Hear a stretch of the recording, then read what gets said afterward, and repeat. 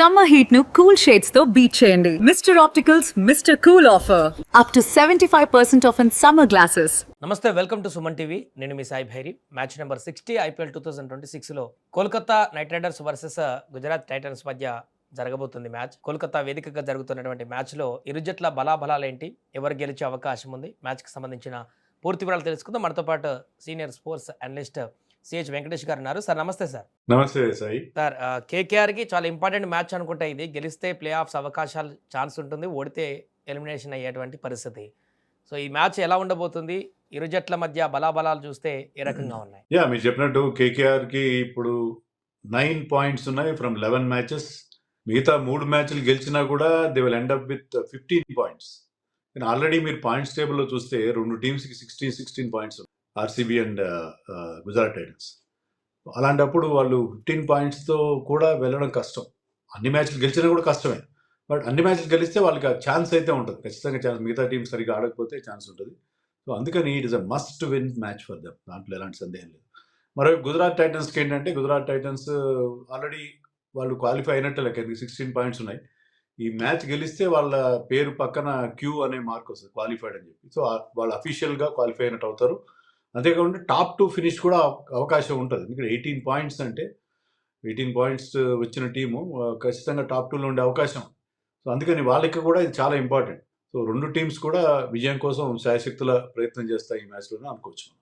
So ఈరోజు మ్యాచ్లో ఎలా ఉండబోతుంది అంటే 200 స్కోర్ వచ్చే అవకాశం ఉందా? రెండు జట్ల బ్యాటింగ్ బలాలను చూస్తే ఏ జట్టు కొంత స్ట్రాంగ్గా కనిపిస్తుంది? అంటే కోల్కతా ఈ సీజన్లో అంత హై స్కోరింగ్గా మనకు కనబడలేదు. కానీ ఏంటంటే అక్కడ చాలా గ్యాప్ వచ్చింది. అక్కడ వెస్ట్ బెంగాల్లో ఎలక్షన్స్ కారణంగా అక్కడ దాదాపు 4 రోజులుగా మ్యాచ్లు జరగలేదు. చాలా గ్యాప్ తర్వాత మ్యాచ్లు జరుగుతాయి. సో గ్రౌండ్స్మెన్కి, క్యూరేటర్కి చాలా టైం ఉంటుంది పిచ్ని ప్రిపేర్ చేయడానికి. సో బాగా వాటరింగ్ చేసి హార్డ్ పిచ్ తయారు చేసి ఉంటారు. సో ఇన్ ఆల్ ప్రాబబిలిటీ ఆ పిచ్ బ్యాటింగ్ బాగా అనుకూలించే అవకాశం మనకు కనిపిస్తుంది.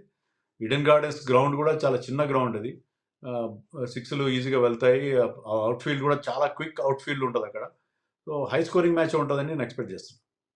రెండు జట్ల బ్యాటింగ్ బలాలు చూస్తే ఎలా చూడొచ్చు సార్? అంటే ఇప్పుడు జీటీ స్ట్రాంగ్గా ఉందా బ్యాటింగ్ లైనప్లో, లేకుంటే కేకేఆర్ స్ట్రాంగ్గా ఉందా?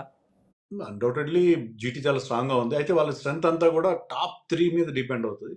శుభ్మన్ గిల్ వాళ్ళ కెప్టెన్, అలాగే Sai Sudharsan and Jos Buttler. Plus ఇటీవల లాస్ట్ 3 మ్యాచెస్లో వాషింగ్టన్ సుందర్ చాలా బాగా పర్ఫామ్ చేస్తున్నాడు. అతను మంచి ఫినిషింగ్ ఇస్తున్నాడు. తర్వాత మీకు ఈ టాప్ 3 తొందరగా అవుట్ అయినా కూడా టీంని అతను ఆదుకుంటున్న పరిస్థితి మనం చూసాం. అలాగే జేసన్ హోల్డర్ కూడా ఒక ఆల్రౌండ్ ఎబిలిటీ చూపిస్తున్నాడు. సో వాళ్ళు generally they are very strong in the batting.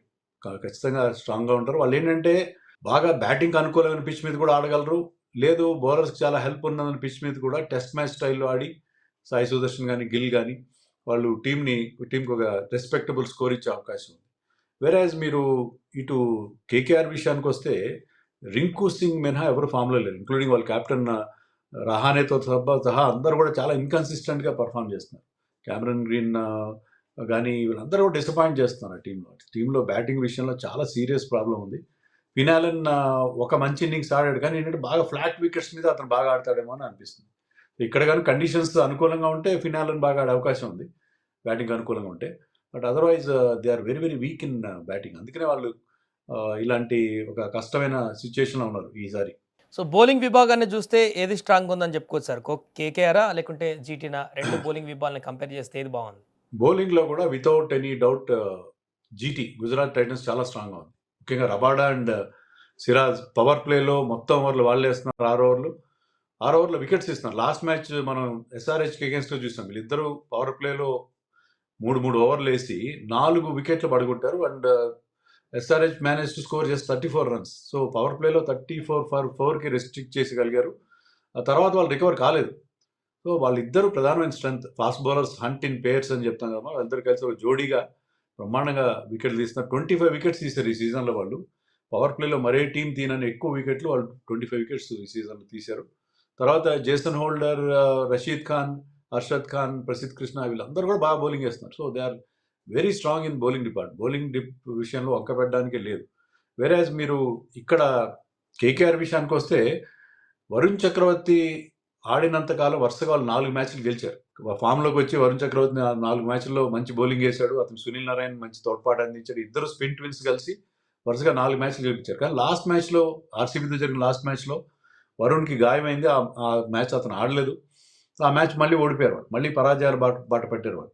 So వాళ్ళ బౌలింగ్లో ఆ స్పిన్నర్స్ ఇద్దరు బాగా బౌలింగ్ చేస్తేనే వాళ్ళు గెలుస్తారు. కార్తిక్ త్యాగి ఈస్ డూయింగ్ వెల్, మంచి పేస్తో బౌలింగ్ చేస్తున్నాడు.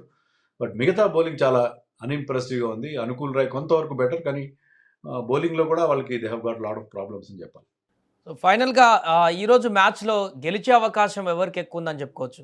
గుజరాత్కి ఎక్కువ అవకాశాలు కనిపిస్తున్నాయి. ఎందుకంటే కేకేఆర్కి హోమ్ అడ్వాంటేజ్ కూడా మనకు కనబడలేదు. 3 హోమ్ మ్యాచెస్ ఆడితే వాళ్ళు దాంట్లో ఒక్కటి మాత్రం గెలిచారు. సో హోమ్ అడ్వాంటేజ్ కూడా వాళ్ళకి ఉన్నట్టుగా మనకు లేదు. బట్ ఏంటంటే చెప్పలేము మనం. ఫినాలన్ లాంటి వాళ్ళు బ్యాటింగ్ బాగా అనుకూలంగా ఉండి ఫినాలన్ లాంటి వాళ్ళు క్లిక్ అయితే, because is an X factor kind of a player. అతను బాగా ఆడితే మ్యాచ్ ఎగరేసుకుపోయే టైప్ ఆఫ్ ప్లేయర్ అతను. సో ఫినాలన్, రిక్కు సింగ్ లాంటి వాళ్ళు బాగా బ్యాటింగ్ చేస్తే, అలాగే బౌలింగ్లో సునీల్ నారాయణ్ ఈ మ్యాచ్లో కూడా వరుణ్ చక్రవర్తి ఆడే అవకాశాలు కనబడలేదు. సునీల్ నారాయణ్ అనుకో మంచి బౌలింగ్ చేస్తే వాళ్ళు ఏమైనా అప్సెట్ క్రియేట్ చేయొచ్చు. కానీ గుజరాత్ టైటన్స్ వరుసగా 5 మ్యాచ్లు గెలిచి 5 మ్యాచెస్ గెలిచి సూపర్ ఫామ్లో ఉన్నారు.